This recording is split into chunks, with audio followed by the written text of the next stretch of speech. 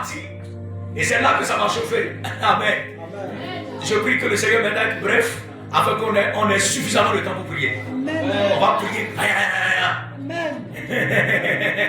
Alléluia. Yes. Le trésor de Dieu. Quand le trésor de Dieu s'installe, mais dis donc, le trésor de Dieu, ça répare les choses. Amen. Le trésor de Dieu, ça fait du bien. Amen. Donc s'il vous plaît, tout à l'heure là, tu vas prier batakoto, batakoto, batakoto. Amen. Est-ce qu'on est d'accord? Oui. Merci, merci. Je sais que vous êtes d'accord. Le Saint-Esprit, agent de la création de nouvelles choses. Amen. C'est de ça que je veux parler. Vous avez compris que c'est pour ça que le début là, le monde d'adoration tel que le monde est terminé là. J'ai dit, ah, Saint-Esprit, vraiment toi-même là. Vraiment tu es pressé, hein? On n'a même pas encore commencé à parler, et puis tu as commencé en même temps mouvement comme ça, et dit, mais ce soir ça veut dire que ça va chauffer. Alléluia. Amen. Ça va chauffer au nom de Jésus. Amen. Le Saint-Esprit, agent de la création de nouvelles choses. Retournons dans le texte de Genèse, chapitre 1, le verset 2. La terre était informe et vide. Il y avait des ténèbres à la surface de l'abîme, et l'Esprit de Dieu se mouvait au-dessus des eaux. Ça, tu peux souligner cette dernière partie. L'Esprit de Dieu se mouvait. L'Esprit de Dieu était en mouvement. L'Esprit de Dieu planait au-dessus de ce chaos, au-dessus de la terre informe et vide, au-dessus de l'abîme, au-dessus des grandes eaux. Il y avait l'Esprit de Dieu. Alléluia. Quel que soit ce qui se passe, si le Saint-Esprit est en mouvement dans ta vie, mon ami, même si les hommes disent que c'est gâté, même si les hommes disent que c'est fini, sache que ce n'est pas encore fini. Parce que l'esprit de la création est là. Oui. Le Saint-Esprit est à l'origine de toute œuvre de création et de recréation. Je ne sais pas si vous me comprenez.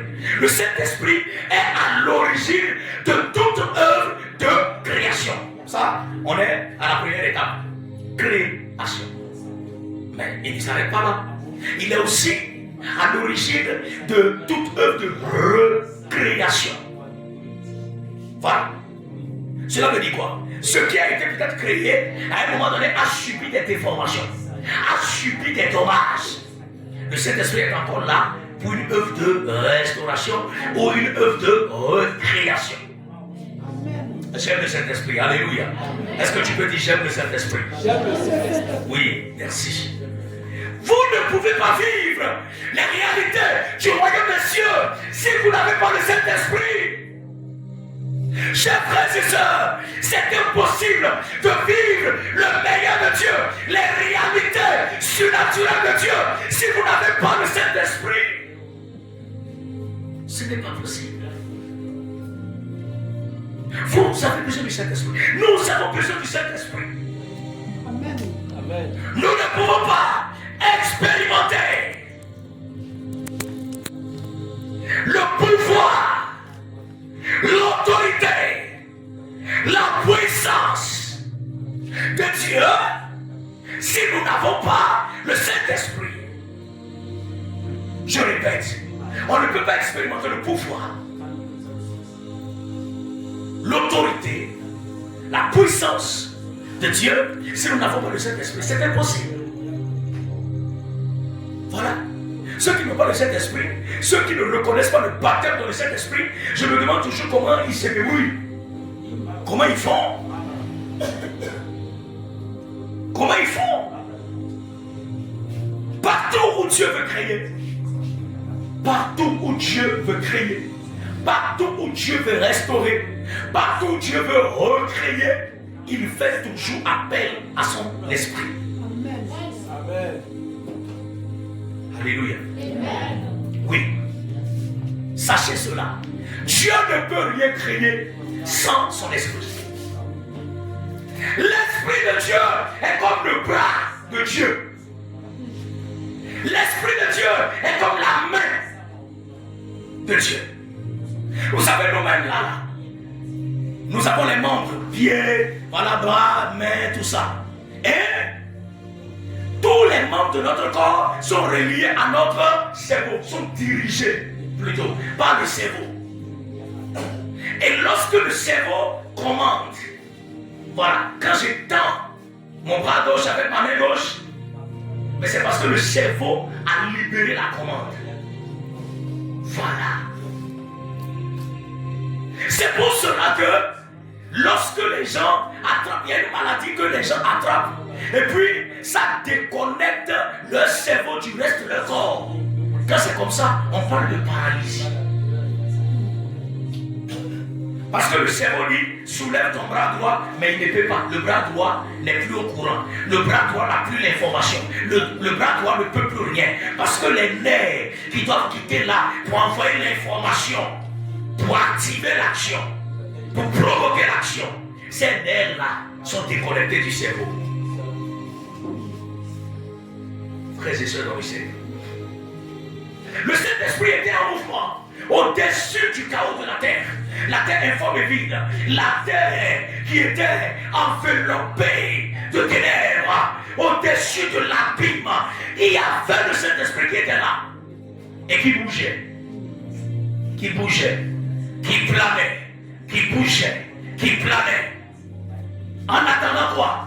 Le Saint-Esprit attendait quoi? Le Saint-Esprit attendait que Dieu parle. Amen. Alléluia. Il était là. Parce qu'il ne peut rien faire de lui-même. Il est l'Esprit de Dieu. Donc il planait. Il dit, bon, j'attends le patron. J'attends le boss. Ce qu'il va dire, je vais l'exécuter. C'est pour cette raison, lorsque Dieu a dit que la lumière soit, en même temps, le Saint-Esprit a dit, hé, lumière, viens ici. Le boss t'appelle. On dit que la lumière fuit. Oui. Bien-aimé dans le Seigneur. C'est le Saint-Esprit qui a exécuté les ordres de Dieu à la lettre. Il dit que la terre produise de la verdure. Et en même temps, la verdure est sortie. Les bois de terre, les bois de Nîmes, les bois de Carité, les bois de Néré, tout ça c'est sorti. Waouh! Parce que le Saint-Esprit était là pour exécuter à la lettre les désirs de Dieu. Merci Seigneur. Voilà pourquoi, si ma vie est sous la puissance du Saint-Esprit, mais écoutez, ma vie va refléter ce que le Père dans le ciel veut.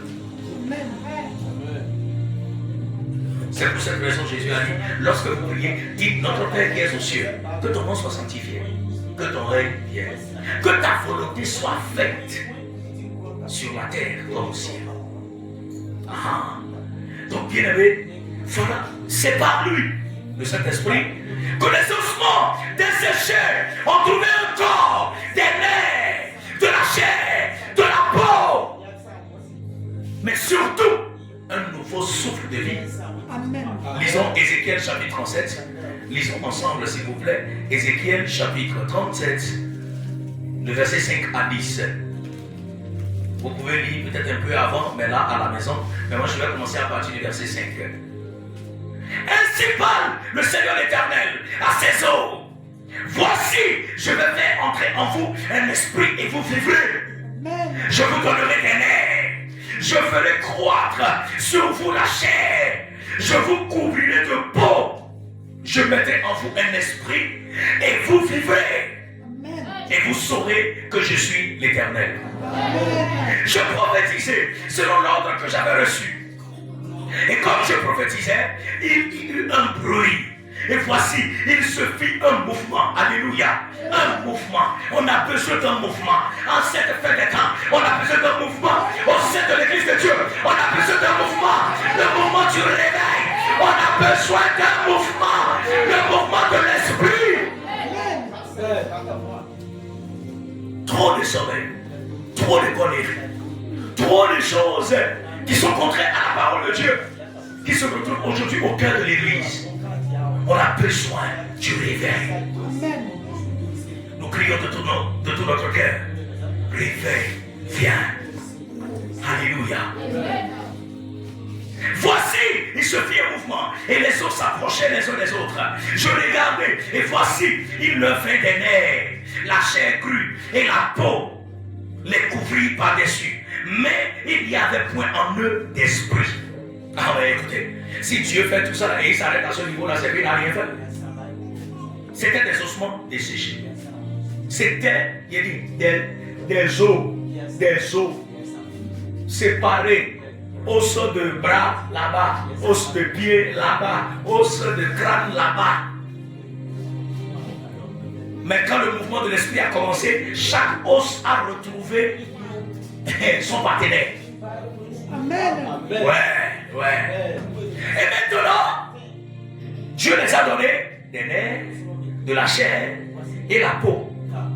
Mais le prophète Ézéchiel a remarqué qu'ils étaient là comme ça, bim,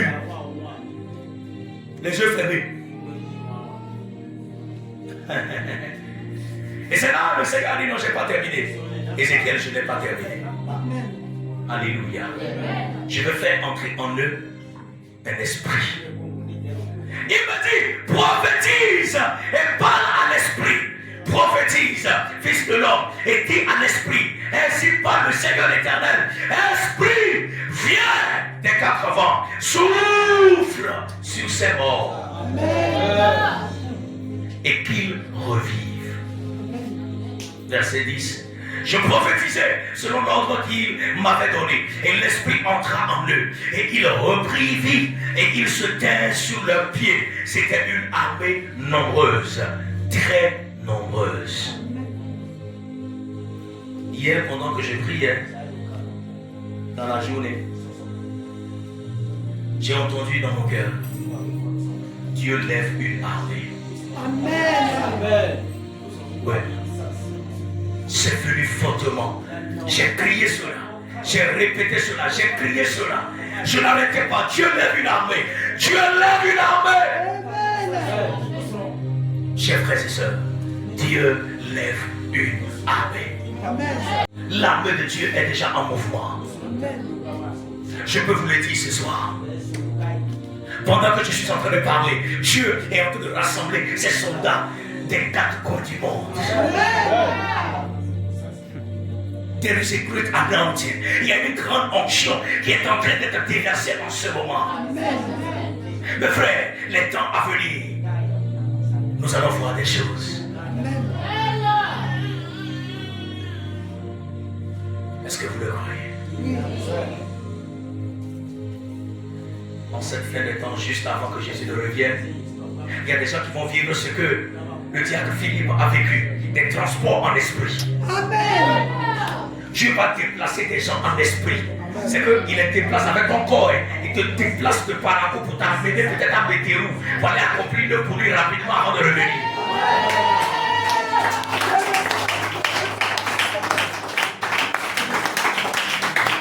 Le Seigneur, il va le faire. Si tu ne crois pas, c'est ton problème. Si tu ne crois pas, c'est ton problème. Ce n'est pas mon problème. Moi, je crois. Je crois. Je crois 10 000%.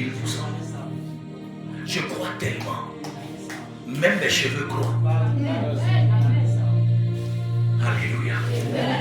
Bien-aimé, regardez la situation. C'était une situation désespérante. Ézéchiel était devant un désespoir humain. Des hommes sans espoir. Ossements desséchés. Sans espoir. Irrécupérable. Irréparable. Et le prophète était devant tout ça comme ça. Et le Seigneur lui demande, hé, mon gars, est-ce que ces jours-là pourront-ils revivre? Je crois que Ézéchiel il a compris. C'est comme il dit, Dieu, c'est à moi que tu demandes ça là. C'est pour ça qu'il dit, mais, vraiment, c'est toi le patron. Toi tu sais. Alléluia.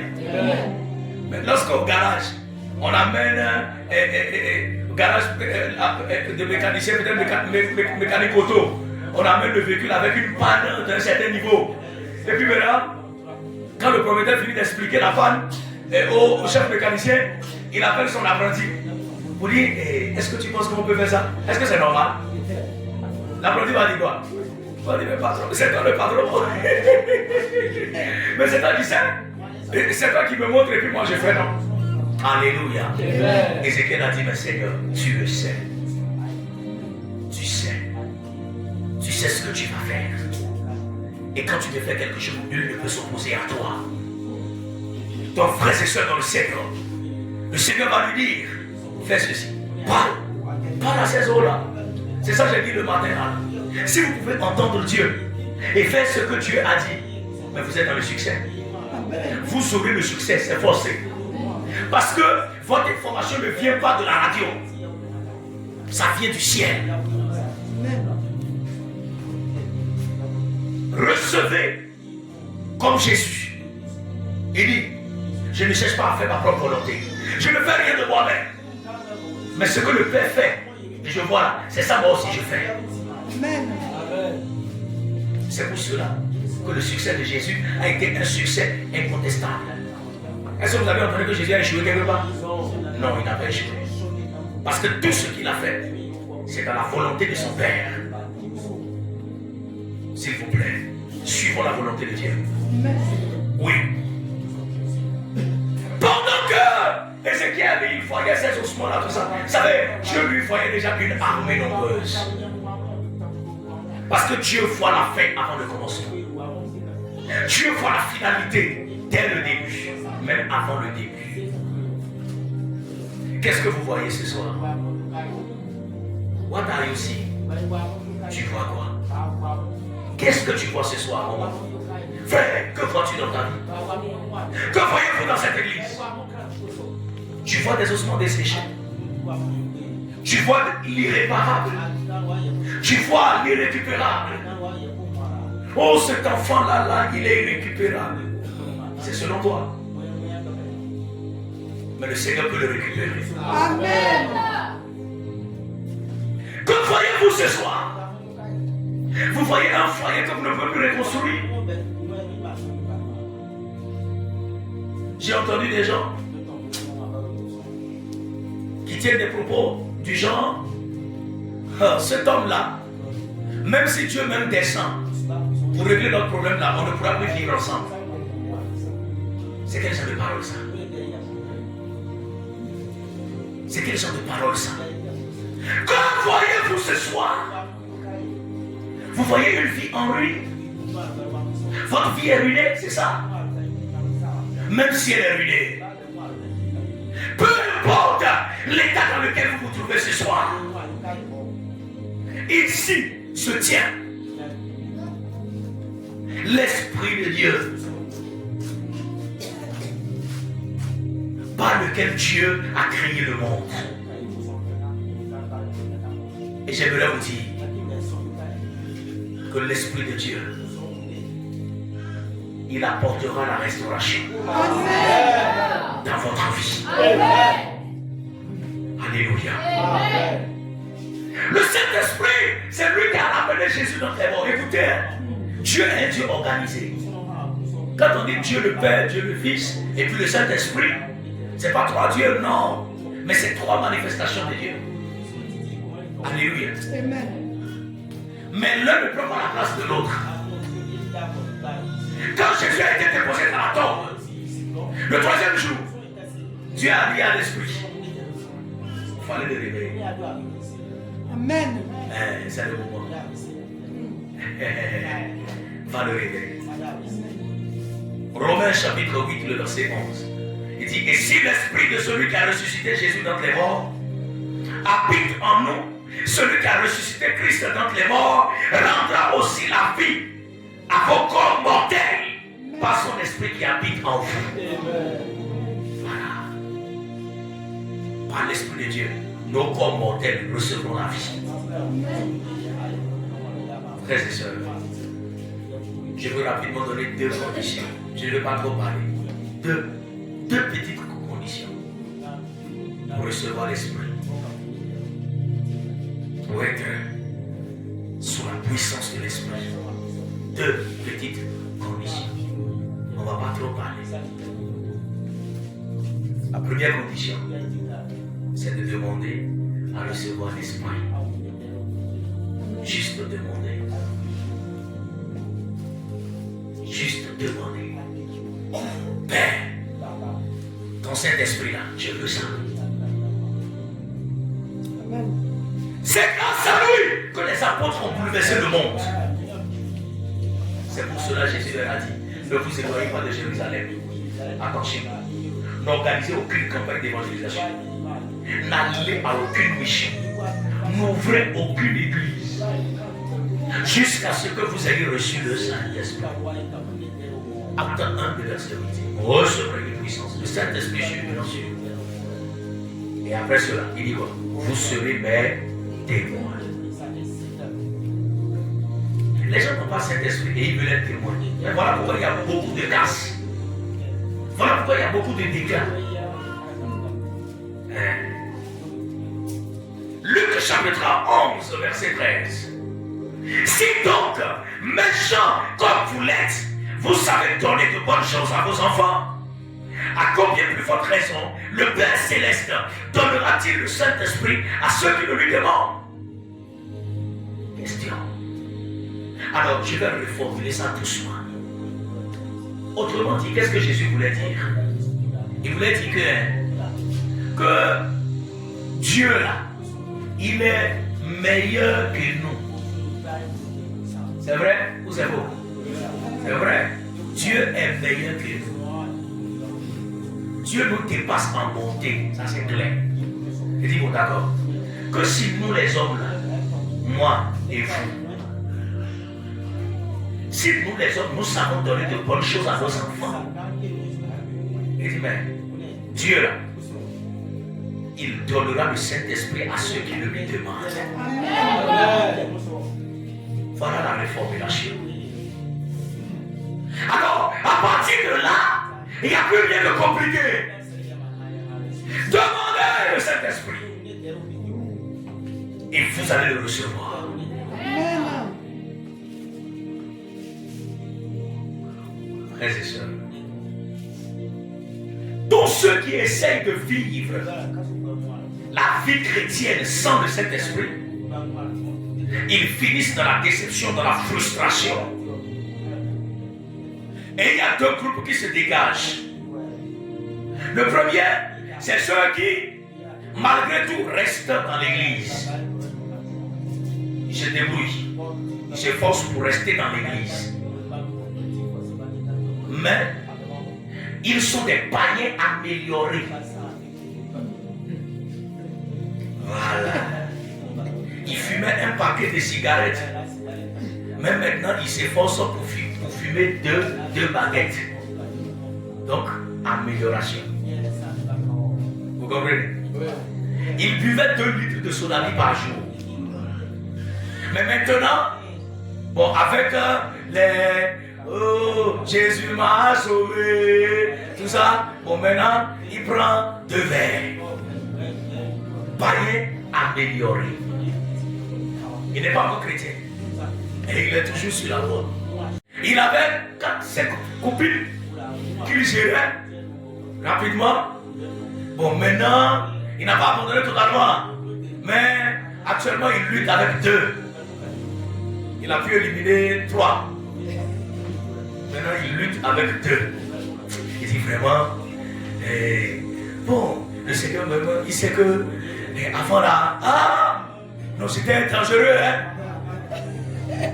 Maintenant, c'est mieux. Pasteur, pasteur, ce que vous voyez venir, vous parlez là. Non, avant, moi, je ne dormais pas à la maison. Et maintenant, tu dors. Maintenant, je dors à côté de la maison. Maintenant, je dors à côté de la maison. Donc, pasteur, vraiment, il faut me féliciter. Encouragez-moi.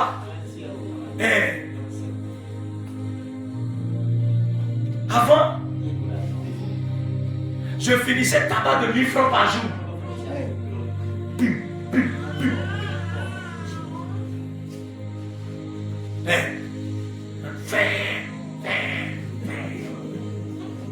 Pour 1000 francs par jour. Mais maintenant, bon, au moins avec pour 200, 300 francs, j'arrive quand même à me forcer pour terminer la journée. Païen amélioré. Voilà. C'est C'est les gens que j'appelle païens, des païens. Païens. Il n'est pas totalement chrétien, il n'est pas totalement païen. Il est au milieu. Mais le problème, c'est qu'au jour du jugement, il va taper poteau en enfer. Ça, c'est clair. Donc, il y a des gens qui sont dans l'église. Ils n'ont pas le Saint-Esprit pour mener la vie chrétienne, mais ils s'efforcent. Ce sont eux qui pratiquent le syncrétisme. Un pied en Jésus, un pied chez le Bokono. Et puis il est là. Voilà, on ne sait jamais. Équilibre. On se cherche. Non. Si tu veux suivre Jésus, suis-le seul. Jésus et Jésus seul. Donc, frères et sœurs, ça c'est le premier groupe. Ils sont là. Ils n'ont pas le Saint-Esprit pour mener la vie chrétienne, mais ils ne parlent pas de l'église, ils sont dedans. Maintenant, le second groupe, c'est les gens les plus honnêtes. Je les appelle les gens les plus honnêtes. C'est que quand ils sont arrivés là, dans l'église là, ils sont venus goûter vie chrétienne là. Ils ont dit, ah, ça va, c'est trop jus. Ils repartent tranquillement dans le monde. Au temps de Jésus, il y avait eu ça. Un jour, Jésus a donné un enseignement là. Les gens ont dit, il y a un autre qui a demandé à son voisin, il dit, voisin, tu as entendu?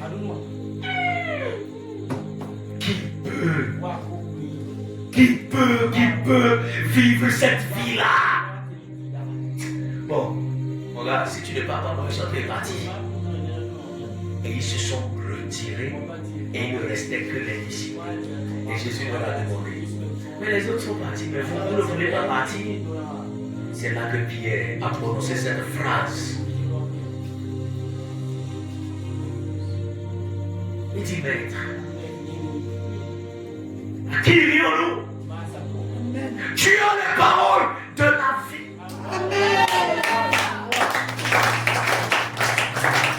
Alléluia. Donc, frères et sœurs dans le Seigneur, le Saint-Esprit est indispensable pour mener une vie chrétienne victorieuse.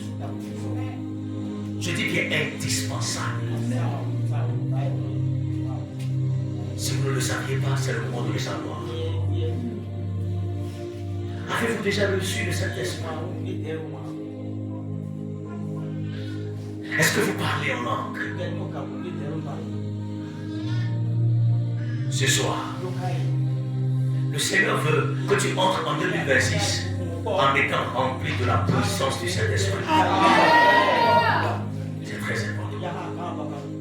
Et là, tu feras la différence. Frère, deuxième chose, parce que nous avons parlé de demander le Saint-Esprit. Donc, deuxième condition, se laisser conduire par le Saint-Esprit. C'est les deux là, moi j'ai amené ce soir. Je ne vais pas trop parler. Voilà. Parce que parfois, quand on parle du Saint-Esprit, les gens commencent à parler de sanctification dedans. Alors que je me dis, mais attendez, si tu es déjà saint, le Saint-Esprit va venir faire quoi? En réalité, c'est lui qui va venir pour te rendre saint. Voilà. Donc être saint, ce n'est pas la condition pour recevoir le Saint-Esprit. C'est un mauvais enseignement. Le Saint-Esprit n'attend pas que tu sois saint avant de venir en toi. Quel que soit ton état de saleté, demande que le Père puisse te faire grâce en te baptisant de son esprit. Et le Saint-Esprit maintenant va travailler en toi pour te rendre saint. C'est pour cela qu'il est là. Alléluia. Se laisser conduire par le Saint-Esprit. Est-ce que vous êtes prêts à vous laisser conduire par le Saint-Esprit? Parce que c'est tout ça là que Dieu regarde avant de vous donner son esprit. Dieu regarde, est-ce que vous avez la disposition pour se laisser conduire par lui? Parce qu'à partir du moment où vous recevez le Saint-Esprit, vous ne vous appartenez plus à vous-même. Non, c'est fini. Vous avez maintenant un autre esprit en dehors de vous-même, votre esprit, qui vous conduit, qui vous donne les pensées de Dieu, qui vous communique les désirs de Dieu, qui vous communique la vie de Dieu, qui vous communique la volonté de Dieu. Et vous allez vous charger de mettre à exécution ce que le Saint-Esprit va vous communiquer. Il devient votre partenaire. Alléluia. Amen. Romains chapitre 8, verset 14. Tous ceux qui sont conduits par l'Esprit de Dieu sont fils de Dieu. Vous voyez maintenant? Tous ceux qui sont conduits par l'Esprit de Dieu. Ça veut dire que des gens peuvent être dans l'église en train de dire Jésus, Jésus, Jésus. Mais Dieu ne les voit pas comme ses enfants. Pourquoi? Parce qu'ils ne sont pas conduits par l'Esprit de Dieu. Ils sont conduits par l'Esprit du monde. Ils sont conduits par la chair. Frères et sœurs, par quel esprit êtes-vous conduits? Est-ce que c'est l'Esprit de Dieu qui vous conduit réellement? Le Saint-Esprit, en venant dans notre vie, il ne vient pas pour être un observateur. Non. Il vient pour être un conducteur. Amen. Il vient pour être un guide. Il vient pour être l'organisateur. Il va organiser, réorganiser votre vie. Il vient pour mettre de l'ordre. Saint-Esprit de Dieu, nous avons besoin de toi ce soir. Alléluia. Bien-aimés, si nous nous laissons conduire par l'Esprit de Dieu, c'est ce qui nous distinguera au milieu de ce monde. Ce n'est pas le bomba qui va nous distinguer. Ce n'est pas Hollandais qui va nous distinguer. Les chrétiens courent derrière des futilités. Je ne dis pas de ne pas porter, non pas porter. Mais courir derrière quelque chose, ça c'est autre chose. Ce qui va te distinguer, ce n'est pas la chaussure qui vient de sortir. Ce qui va te distinguer, ce n'est pas la montre suisse. Non, c'est pas ça. C'est pas les ornements. C'est pas les bracelets. C'est pas les boucles d'or. Que les femmes appellent Beyrouth ou bien je ne sais pas comment elles appellent ça. Je ne sais pas trop. Parce que, bon, vous savez, je suis un villageois, moi. Un vrai villageois. Oui, c'est ça.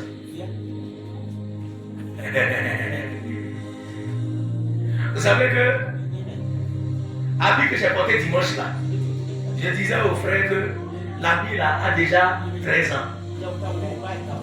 Oui.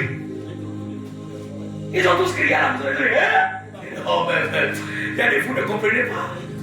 Vous ne comprenez pas. J'ai dit Dieu, il sait comment il fait les choses, c'est un papa.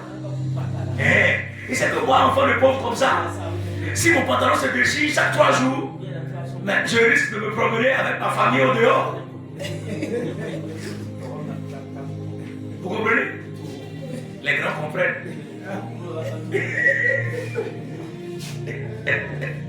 Donc c'est ça.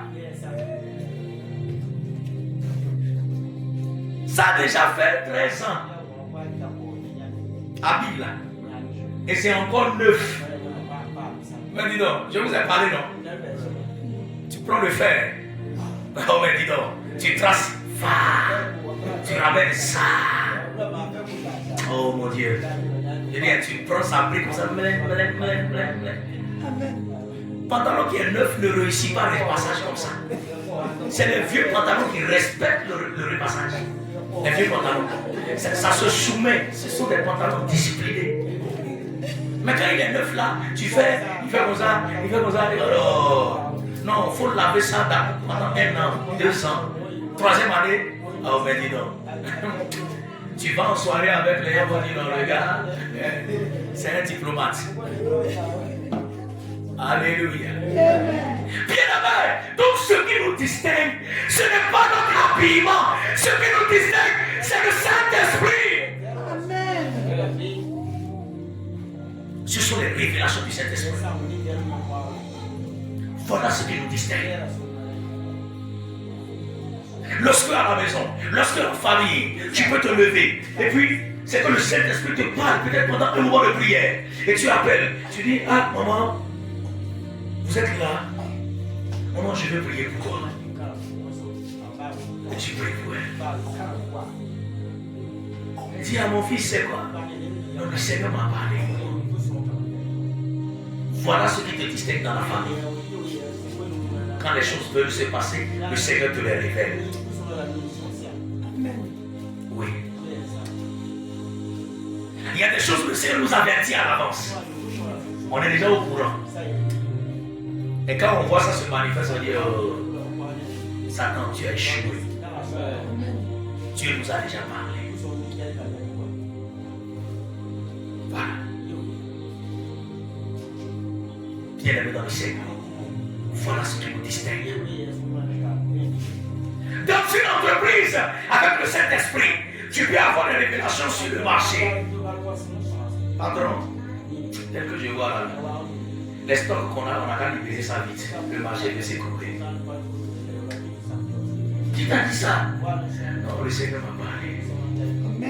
Garde à lui s'il doute. Parce qu'il va douter, puis ça va arriver. Et vous allez perdre des millions. Il sera que, lui là, il m'avait dit ça. Voilà le Saint-Esprit. En nous, il nous transforme en des êtres extraordinaires. Est-ce que vous vous souvenez que Dieu a dit à Moïse, il dit Moïse, viens, je fais de toi Dieu pour Pharaon. Aujourd'hui, quand on parle de ces choses dans l'église, on a laissé de côté les vraies choses. Quoi. Écoutez, chrétien, on prend chrétien comme ça, ou bien un homme de Dieu, on le met debout comme ça, c'est pas n'importe qui. C'est chaud. C'est pour ça que Moïse a parlé. Le patron a dit qu'il faut laisser partir son peuple. Il dit c'est qui? C'est qui lui? Il dit mais celui qui s'appelle Josué, c'est un nom Jésus? C'est une conjugaison? Ouais, Moïse là, c'est quoi dans nos écoles ici, il est allé? Mais écoutez, appelez son professeur de français là. Moïse, toi qui as appelé sur l'université, c'est toi qui parles comme ça. Pour lui que quelqu'un s'appelle Jésus. Est-ce que Jésus c'est le nom de quelqu'un? C'est une conjugaison? Pharaon, tu ne sais pas encore. Il appelle le magicien, il dit venez écouter la folie de ce type là. Et Moïse dit, je te parle et tu ne veux pas croire. Il te lève le bâton, il jette le bâton par terre. Le bâton devient serpent. Et Pharaon, il dit, je vois qu'au désert là tu as allé t'initier en petite sorcellerie. Hein. Ça là, ça c'est donc c'est tout ce que toi tu as fait pendant 40 ans. Donc c'est tout ce que toi tu as fait avant. Formation en petit tour de magie. Et comme tu as eu ton nouveau diplôme, tu es nouveau diplômé, tu viens maintenant pour me distraire ici. Les gars, montrez à Moïse que vous savez faire plus que ça. Et ils sont arrivés, et tous ils ont lancé le bâton, je ne sais pas c'était combien même. Et les bâtons là sont devenus 7 ans. Mais je t'ai dit non. C'est à cause de ça là que tu es allé rester pendant 40 ans. Mais tu pourrais apprendre ça ici. C'est facile. Moïse était là, calme. Et quelques instants après. Alors, bâton de Moïse qui est devenu serpent, ça a tourné comme ça, c'est revenu comme ça. En même temps, ça a attrapé l'autre là, c'est moi là, ça l'a avalé. Ça a attrapé le second. Ça a attrapé le troisième. Mais frère, est-ce que ça c'est naturel? Un serpent qui avale même ma bouillard. Est-ce que ça peut encore se déplacer correctement? Mais voilà un serpent qui a avalé 3 serpents. Et il est là tranquille. Et Moïse a envoyé la main, il a attrapé la queue. Bah! C'est devenu encore bâton. Mais ce qui est extraordinaire, écoutez-moi frère,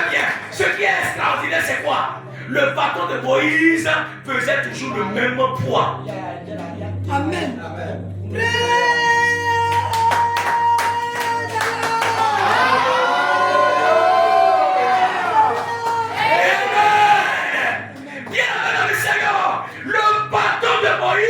N'a pas augmenté de poids, ça n'a pas augmenté de gras. Ça veut dire quoi? Ça veut dire que la puissance de la magie a été absorbée. Vous.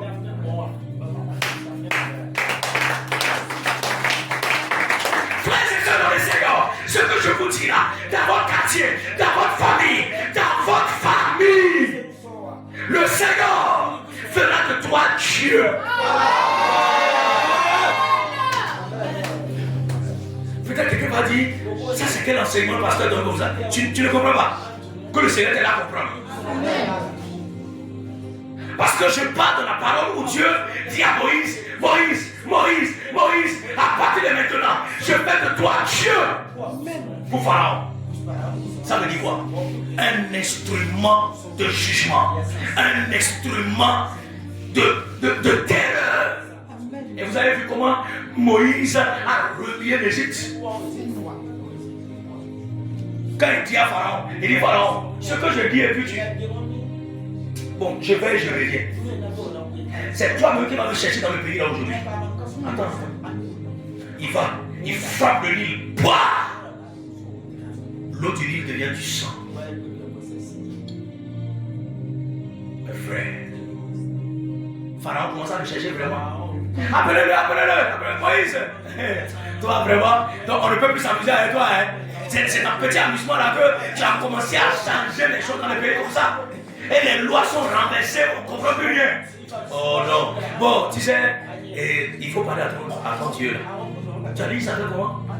Je suis. Vraiment, ton Dieu là aussi, il a un nom qui fait rien. Je suis. D'accord, bon, mais actuellement là où ça nous chauffe quoi. Il faut lui dire qu'il n'a qu'à faire partie la plaine. Et puis après ça, je vais gérer avec vous, vous allez partir. Je vais vous laisser partir. Et Moïse sort. Et il change la situation. Par le Saint-Esprit. Oui, c'était le Saint-Esprit. La veste de Dieu qui était dans sa main, c'est le symbole du Saint-Esprit pour nous aujourd'hui. Mais chrétiens, où est la veste de Dieu dans ta main? Pasteur, où est la veste de Dieu dans ta main? Aujourd'hui, il y a beaucoup de choses qui m'attristent. Trop de choses. Trop de choses. Ouais. Moi, j'ai vécu certaines manifestations avant même que je n'aille à l'Institut biblique. Et j'ai compris que, vraiment, nous sommes limités par des écritures. Nous sommes limités par des gens qui n'ont plus Dieu. C'est eux. Ils n'ont plus Dieu. Mais, comme c'est eux qui sont les chefs, ils vous disent non, on ne fait pas ceci. Non, on ne fait pas ceci. Non, on ne fait pas ceci. Et pourtant, on voit ça dans la Bible. C'est dommage. Oui. Moi, j'ai été attaqué quand j'étais étudiant à l'université. J'ai été attaqué par une vieille qui voulait me tuer. Elle était dans ma maison. On était dans la même concession. Et un jour, alors pendant que je suis en train de prier, le Saint-Esprit a parlé dans mon cœur. Il dit, dépose l'âche dans sa chambre. Dépose l'âche dans sa chambre. Ça là, si tu dis ça quelque part, maintenant ils vont dire, tu es sûr que c'est Saint-Esprit vraiment? Si c'est pas Saint-Esprit, c'est quoi? C'est toi qui m'as donné ce secret? Non, je demande. Moi que sorcier poursuivais depuis la mosquée, et puis j'ai couru jusqu'à ici rentrer dans l'église là. Maintenant, Saint-Esprit m'amène dans les démonstrations, et puis quelqu'un va rester là encore pour dire, pas clair. Je ne suis pas clair, je suis comment? Je suis moi. Je ne suis pas clair. Ou bien, je suis clair. Et je suis moi. Aïe, aïe, aïe, Seigneur. Que Dieu nous sorte de cette limitation. Oui. Je vous dis, quand j'ai fait prière, j'ai attrapé le petit caillou dans la cour. Caillou, comme ça. J'ai dit, Seigneur, c'est ton âge. J'ai lancé ça. Le jour-là, la dame, là, elle a laissé une fenêtre ouverte. Et j'ai lancé ça. J'ai dit, au nom de Jésus, je dépose l'âge dans ta chambre. C'est fini. Je dis, c'est fini.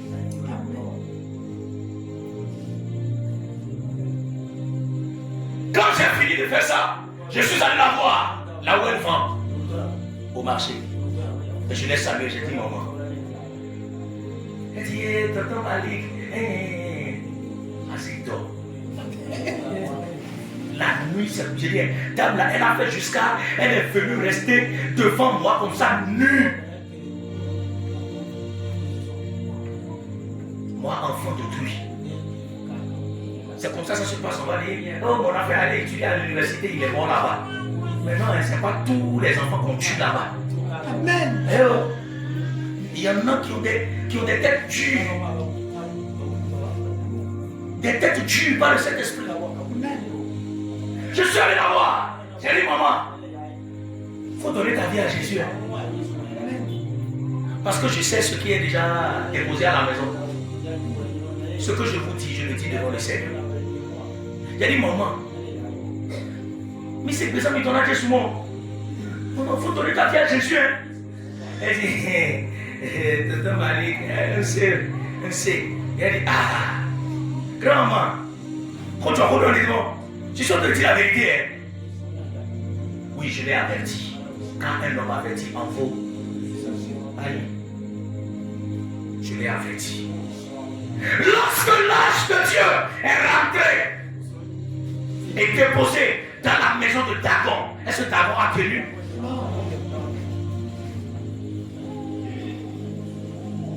Je vous assure. Environ un mois après, la dame là, elle est morte. C'est moi qui l'ai tué? Non.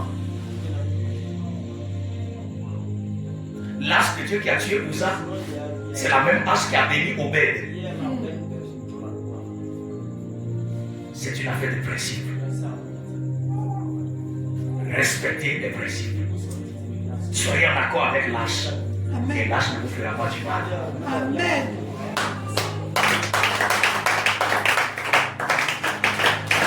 Bien-aimés dans le Seigneur, voilà des vérités. Voilà des choses que le Seigneur peut nous révéler à travers sa parole. Des actes prophétiques que tu peux poser. Et les jours qui viennent, tu vois le résultat. Mes frères, il y a des prières quand vous faites. Sorcier même, il ne dort pas. C'est que lui-même, il commence à chercher du secours parce qu'il sait que ce que tu as dit là, ça va arriver. Bizarrement, ce sont les chrétiens quand ils prient là, ils ne croient même pas à ce qu'ils disent. C'est ça qui fait mal. Il y a plusieurs d'entre vous là. Même quand vous finissez de prier là, vous ne croyez même pas que ce que vous venez de dire là est en train déjà de se passer. Et c'est ça qui fait que la plupart ne voient pas leur prière se réaliser. Arrêtez de faire des prières stériles.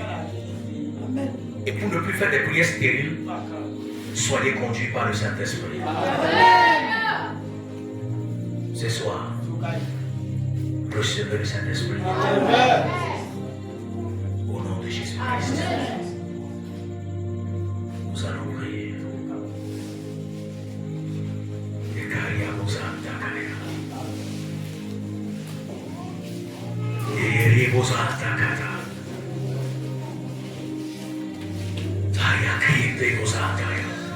Le Seigneur me parle dans mon cœur. Il dit que ce combat-là, que tu aurais déjà fini avec ce combat depuis si tu te laissais conduire par le Saint-Esprit. C'est ce que je reçois dans mon cœur.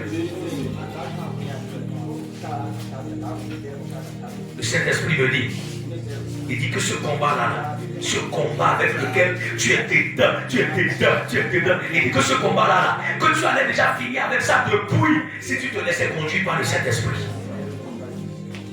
Je ne sais pas à qui le Seigneur te les parler, mais je continue. Ce soir, Seigneur, c'est le moment. Seigneur, c'est le moment. Pendant que nous commençons à prier, que tous ceux qui ont besoin d'être remplis du Saint-Esprit, vous qui ne parlez pas en langue, vous n'avez peut-être jamais fait l'expérience du baptême dans le Saint-Esprit, ou bien vous avez fait l'expérience, mais vous l'avez perdu. Je vous demande de vous approcher. Vous allez vous approcher, vous mettre devant l'autel. Prenez la place. Dégagez un peu ce banc-là, le premier banc-là. Voilà.